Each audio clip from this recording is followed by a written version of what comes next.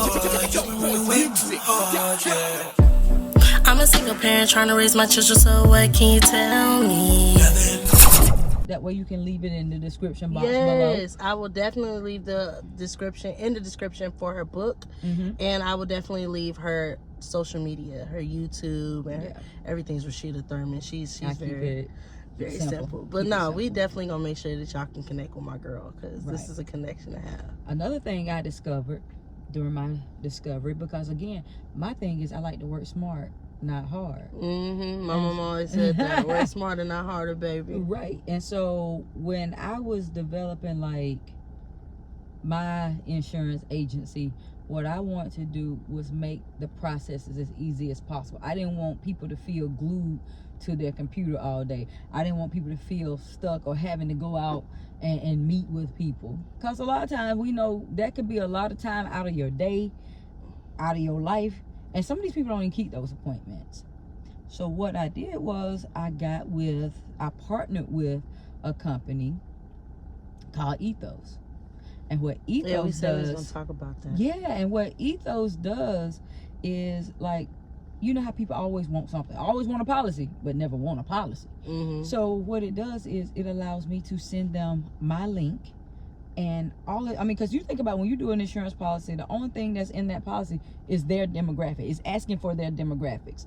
Well, they can put in their own demographics. So like when you're ready, you can send them the link. The link doesn't expire. And that allows them to do it in their own time. I don't have to see their bank account information. I don't have to have their social security number. I don't have to have any of their information, because once the policy goes through, that's it. All I do is get a notification that policy was accepted, insurance policy issued. That's it. Like, it's simple. And I like simplicity because, again, remember how I was talking about when I first got into the business of real estate and insurance, I realized I had several bosses. But what I've done was create a way that I eliminate a lot of that, especially on the insurance side, because my goal is to be able to work on the business and not necessarily so much in the business. Yeah. And so I bring on agents. I train them on the simplest way to sell insurance, to make money, and go on to your next. So anybody interested in joining my team, drop a comment know. Because she gonna respond now. She good for that. Oh yeah, I will respond. I do respond. I read the comments, and like I said, I just feel like it's just a good way to do it. And I know you gonna jump on board with that, because I know you kind of been focused more on like one side of it, but I know you coming over. So yeah. Y'all, if I learned anything else, don't do too much at one time. Yeah, I told you that too. Remember that? I was like, don't do too much, because I did that. See, I can tell her what not to do, because like look, I jumped in feet first, trying to do everything, and all it did was overwhelm me. I was like, I got my life. I'm gonna do Medicare. I'm gonna do health. I'm gonna do life. I'm gonna do mortgage protection. I'm gonna do, what, you name it. Because there's so many realms in insurance. I got one license. I got my life and health license. Just that alone, there's at least 10 to 20 products I can sell. Just that alone. That alone. Maybe more. But just that alone. It's crazy. But you gotta focus in one realm first. Get good at something. Yes. Get good at it. Nail it. I was sitting there, I was like, oh man, so I had to pick the health side first. Let me go to health. Now, if y'all need any kind of health insurance, I assist individuals with getting access to affordable health care, sometimes at no cost.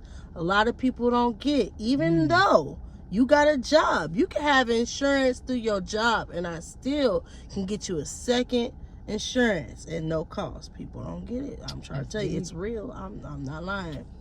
I like that. Thank you, sis. Yeah. But no, seriously, like, I had to focus on one realm, and then kind of like, and I'm still learning it. Yeah. You know what I'm saying? But I know it a lot better now because I actually focused on it. Because I was like, oh, I'm going to do health. I'm going to do life. I'm going to do taxes. I'm going to do... Not the taxes, too. You throw taxes in there, too? Now that's a whole nother beast. I commend anybody who want to do taxes. I'm still thinking. It's good now. It's during very around good. tax time. Like what I really want to do is like during open enrollment, I'm focused on health. Okay. Then of course it's tax time. You know what I'm saying? I could do taxes. Yeah. Right. And then I can also kind of put my life insurance because I got my EFIN and stuff. Kind of tie that stuff together. That's the goal. Yeah. Not saying it's happening right now, but. Right. We getting there, okay? We're figuring it out. We're figuring it out. Your girl don't know exactly. I'm really, figuring it out. You know something? I was just, when I was listening to you talk, everybody, we always talk about how we plan to get into something and what we plan to do. What's the exit? I always feel like you have to start a business with the exit plan in mind. Is this something you're going to do for life? Or what's your exit plan? What's your exit strategy? Okay, so my real goal is to hire people to do this stuff. Like, seriously, I want to make it to where my business is running and it just got my face on it. So it's running independently of you. Right. Okay. That's what I want. That's the goal. Yeah. You know what I'm saying? I want to teach people. I want to teach people the wisdom that I have gained in this industry and have other little me's out there. You know what I'm saying? Right. I want other people and be able to come in this industry and be able to kill it. You know what I'm saying? But they're under me. Right. You know what I'm saying? Right. I done taught these people. They done learned what they need to learn from me, and they just branched out. You know what I'm saying? Whether it come in the insurance game, whether that's mine, whether it come into the tax game, like I just want to be able to just teach. I want to teach. I think that's a great idea. People, the school systems have made a tremendous amount of money teaching. So I don't see why you can't. Yeah, but I ain't trying to be part of that school system. No. What I'm saying is, that's a whole other topic. Not being in the school system, but I'm saying, people like to learn things, and educating them, I think, is a great way to, create even more success for your business. Because for one, like I said, the school system has made a killing just teaching. I'm not talking about your free school system. I'm talking about colleges, universities. But why not you? Why can't you teach? It's a lot of people on YouTube that are teaching. I feel like I've learned more from content creators than I learned in all the times that I've gone to University, school. Baby. YouTube University. I feel like people just cut straight to the chase. And I'm like, I know. They've opened my mind more than going to school. Now, you know me. You know I've gone to school quite a few times. Which lets you know school does not equal success necessarily. One don't equal the other. It definitely doesn't. Because I still went and got certifications. Yeah, you could be successful and still be broke. Rich dad, poor dad taught me that. Yeah, you can make. You got 48% of Americans who make $200,000 a year are still going paycheck to paycheck. That's you hear almost that? half. Did y'all? I just heard a new number. Right, 48% of Americans who make that's almost 50%. It's almost 50%. That's a high number. Are going paycheck to paycheck. So that makes you wonder, like, $200,000 a year sounds like a substantial amount of money to make and be able to live comfortably. However, you still got almost half of the people living paycheck to paycheck. Then you have to wonder, why is that? They need a financial planner. Sound like it. So that just means that you give somebody a lot or you give them a little, it doesn't matter. Living above their means. Yes. Keeping up with these false idols. Because the more money they make, the more stuff they suddenly need. Investing their money into depreciating or non-valuable liabilities. Ooh, let's talk about that. Because something that I learned, the wisdom that I gained, is that the difference between the middle class and the rich is that the middle class think that liabilities are assets. And the rich, wealthy, know how to turn everything into an asset. Check that out. Because, for example, certain people want to buy specific, like, branded clothes and stuff like that, right? Like, you spend all this money on these branded clothes just because it has a specific name on it. Yeah. That stuff be low quality. $6 for a Gucci shirt. They took $6 to make that Gucci shirt that you just paid $500 for. Baby, just that markup is serious. That is a serious markup. Serious, baby. They get the killing. They don't care about you. They don't. They don't care about care. their pockets. They don't care. They don't care. You know, that's sad. That's a huge markup. Now think about if you was doing something that created margins like that. That is a huge. Some of y'all break out the calculator. That is. You see how $6 to make, sell it for $500. And then don't mess around and attach a celebrity name to it. Oh, that's it. That's over with. It's over with. Boy, you got these and I commend them folks, bro. They doing it. They doing it. And I'm not hating. I'm so happy for them. I just want more of our people to start putting their names on stuff. And we start investing within our communities, okay? Because we really got to stop investing into these big brands that don't care about our people. And they don't care about they don't care about no people but themselves. That part, when I mean people, they don't care about okay? you. If you people, willing to go in one of those humanity, stores you know, money, you go into these grocery stores and they be selling you anything, and if you don't look on the back of that box and find out what it is that you can't read, because you know they be having the whole periodic table on there, and you don't know what you're reading, and you don't find out that this stuff be like gasoline and stuff in this food. Like they just put pesticides in my stuff. Oh my God! Pesticides in my chicken sandwich. Oh man, what kind of chemicals? I know we kind of bouncing all around, but I mean it is what it is. No, we are bouncing. We definitely bouncing. But I mean. But truth be told, but liabilities. There we go. Yeah, I was bouncing. We're gonna circle back. She brought me back. But no, seriously, people need to really comprehend, not just understand, but comprehend. Okay, what the difference of an asset and a liability is now, and that's something that they don't really talk about too much in school. Yeah.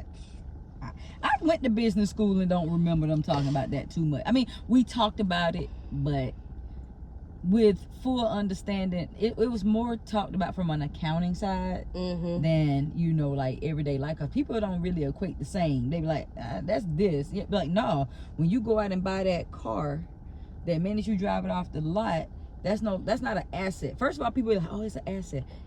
Don't get me wrong, there are ways to turn your car into an asset. There are ways. Generally, most people, it's a liability. It's just something you're sinking money into month after month. Is not generating you any type of real income. Right. When we start talking about assets, we're talking about something that generates you an income producing entity or something, business, whatever it may be, that's bringing you in money monthly. Right. Now, if you have that vehicle and you are a chauffeur, maybe that could be.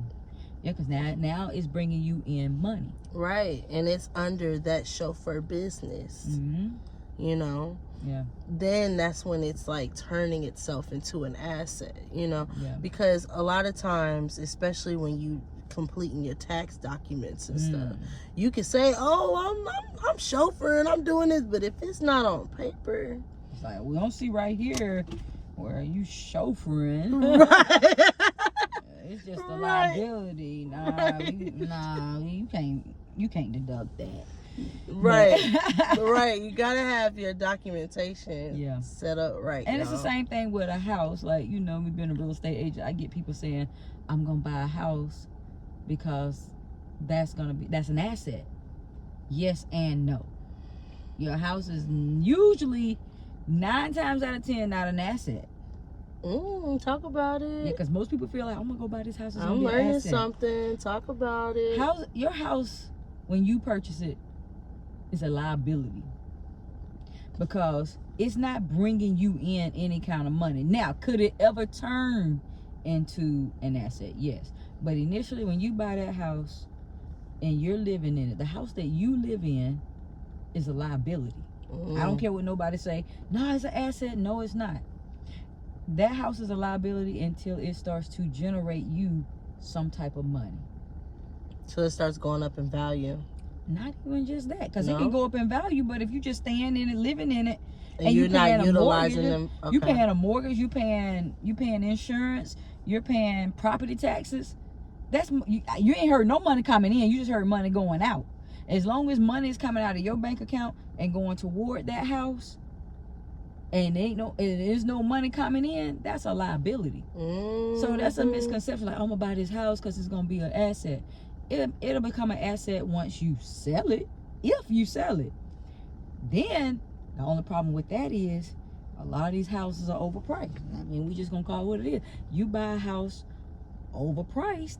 Now it's like, you know how you buy a car and they said you bought it, you upside down because you spent more on it than is actually value. Mm-hmm. Same with the house. If you buy a house, you sink too much money into it.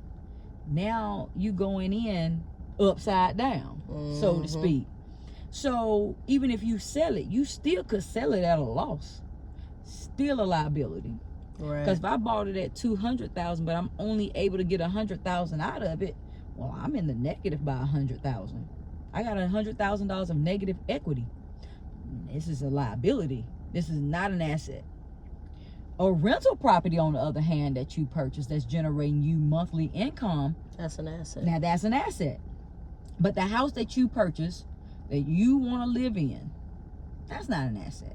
That's a liability. I learned something. Yeah, because everybody thinks that. But what if you got like a home equity line of credit on it? You got to pay it back, right? But what if you use that line of credit to then purchase another asset or an asset? I mean, that's just leverage. Okay. I mean, it's okay to utilize leverage to buy something else. It doesn't stop this house over here from being a liability. Okay. It's still a liability. Only thing is, you leverage your liability to purchase something that did become an asset so that you can generate income. Now, that over there became your asset. Okay. This is still your liability over here. I'm trying to think, how could That's you just turn leverage. the house you living into an asset? Rent it out. It's gonna the way you turn the house that you're living in. But did y'all peep though? You rent it out? Rent it out. Rent out some rooms. Rent out something. Make it become an asset. You don't need all the house. Rent out the other half. You want to turn into an asset that generates income. The way you remember if your house is an asset or a liability, it's like, is it generating me money? Or does it have the potential to generate me money? Just because it has potential to generate you some money, remember, it still could be a liability because you could sell it at a loss. Because you don't determine the price of the house, the buyers determine the price of the house. Because I can put my house on the market right now for $500,000, but if nobody buys it, it's not worth that. So the people willing to purchase it, the people who are willing to pay me money, determines the value of that house. So if I bought it at $500,000, I'm trying to 9 times out of 10, I'm gonna try to sell it for more. But for the sake of an example, I bought a house at $500,000. But we're in a market that's taking a downturn. I might come off $300,000. Now what? Is that an asset? I mean, depending on how you look at it, but I would not look at me losing money as an asset. That's not an asset. That's a liability. That's why the house you live in, 9 times out of 10, not 100% of the time, but 80, 90% of the time, liability. And I tell people that all the time. It's a liability. Y'all know what I'm going to be doing? I'm going to sit down one day and figure out how to turn my house into an asset when I live into it. Make sure it generates you money every month. Yeah, I know. I'm going to come up with a plan. Especially if that money covers the current mortgage on it, the insurance on it, and it covers the property taxes, and you have a few dollars left over after that. Yeah, because I could definitely like rent out some office space in there, so turn it into an asset. Because right now, if you just sinking money into it, it's a liability. But you know, people argue that all the time. I've had people be like, nah, this house is, this ain't no liability. All right. I ain't here to argue with nobody. I like the way she thinks, y'all. It's a liability. She definitely Yeah. But people hate to think that their house is a liability. Those are fighting words. my house ain't no liability. I'm like, bruh, what you doing with that house? So you start asking questions, and then you be like, that's absolutely a liability. Absolutely. Matter of fact, it's more of a liability to you than most people that I've talked to. Some people's houses, like, yeah, it's a little bit of a liability. You done paid it off, but you still got these things going on. But you just overpaid for the house, so you paying more than you should. You got insurance that probably not gonna even cover the whole price of the house should something happen to it. That part. You got a depreciating asset a depreciating liability in the beginning, because properties depreciate in the short term and appreciate in the long run. So you might have your house for a while, it's gonna depreciate initially before it starts to appreciate. Like the stocks. Sometimes, well, stocks can fluctuate. They're volatile. Sometimes they're volatile. Drop and then they go up and then they drop. See, stocks are a little bit more volatile than real estate. Do you play in stocks? I do. I want to get into that eventually one day, maybe. All right, well, we can definitely talk about that at some point, because people don't think about stocks like the way you go about investing in stocks is the same way you would go about investing in a business. Because these are businesses. So people try to separate them. Like, no, when you're investing in stocks, you're investing in companies. These are real legitimate companies. So the same rules that would apply if you were going over here across the street to purchase whatever company, you're gonna look at a lot of things going on. You're gonna want to see what your statements are looking like. Is this really generating income? Who's running the business? What's the likelihood of it? Yeah, because that does affect it, huh? Yeah. What's the moat of the business? One thing about the moat tells you how likely it is that a competitor can come in and just basically wipe you out. Like, for example, Coca-Cola. Coca-Cola has a great moat because there have been many other soda companies that have popped up, but yet Coca-Cola can up their price today and never go out of business because they have a strong moat. What's a moat? Look, y'all not gonna ask. Well, I know we weren't even gonna get into stocks right now, but a moat is just basically you know how like you have a castle, and around it you have water. Oh, okay. Yeah. Okay. And that keeps the enemy from being able to just come in and infiltrate. Well, that's a moat.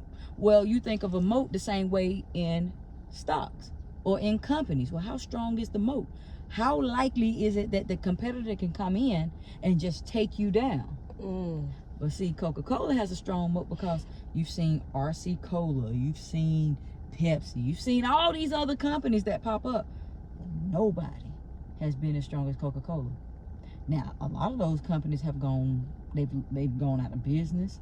They're not as strong as a competitor. It doesn't, but Coca-Cola, I guarantee you, how many times have Coca-Cola raised their prices and you still get it? You, not necessarily you, but how many times have we seen Coca-Cola raise their prices and not one time? I'm pretty sure we got some diehard Coca-Cola fans. Could you start a business tomorrow and take Coca-Cola out? Not at all. The moat is too strong. Most people can't take Coca-Cola out. Strong moat. Been around forever. They have a strong competitive advantage. You ain't got to worry about them going out of business no time soon. So those are the things you want to look at. You want to look at like who's running these companies, because that's something I want to know. Even if I went down the street and said I want to invest in this company, well, I'm not investing in a company if the CEO is crooked. I'm not saying most are not, but mismanaging and misappropriating funds. You don't want that. Is it hot in here to you? No. Okay, you good. But yeah, like you look at stocks the same way, because this is a company, this is a business that you're investing in. You're putting your hard-earned money into this, and you're supporting and backing a company that you feel has all of the things that you're looking for. You have the potential to earn income from this. Do they offer dividends? Do you know what are other incentives? So it's a lot of things to look in, and we can definitely talk about that. We're going to talk about stocks for real in depth one day. I want to get into that, especially this crypto.